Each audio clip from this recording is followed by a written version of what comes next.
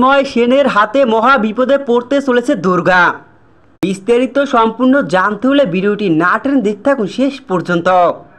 জগদ্ধাত্রী ধারাবাহিকে একের পর এক ধামাকা চলে আসছে। দিব্যা সেনের হাত থেকে জগদ্ধাত্রীকে বাঁচানোর লড়াই দুর্গার।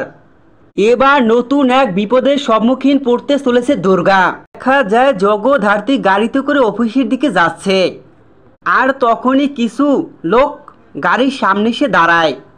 সেখানেই থাকে মুখ্যমন্ত্রী তন্ময় সেনের ছেলে। এক পর্যায়ে দেখা যায় তন্ময় সেনের ছেলের সাথে ঝামেলায় জড়ায় দুর্গা। সেখানে দেখা যায় দুর্গা তন্ময় সেনের ছেলেকে কষিয়ে থাপ্পড় মারে। তখনই দেখা যায় তন্ময় সেনের ছেলে চিৎকার করে বলতে লাগে, আমার বাবাকে জানিস? তখনই দুর্গা বলে, তোর বাপ তার বাপ, তোর পুরো বংশ তালিকা নিয়ে আয়। তাদের সবার যদি পিণ্ড একসাথে দান করতে না পেরেছে, তাহলে আমার নাম দুর্গা মুখার্জি নয়। এরপরই দেখা যায় গল্পে নতুন লুক সামনে আসে, যেখানে মুখ্যমন্ত্রী তন্ময় সেন আর ছেলের গায়ে হাত তুলেছে দুর্গা।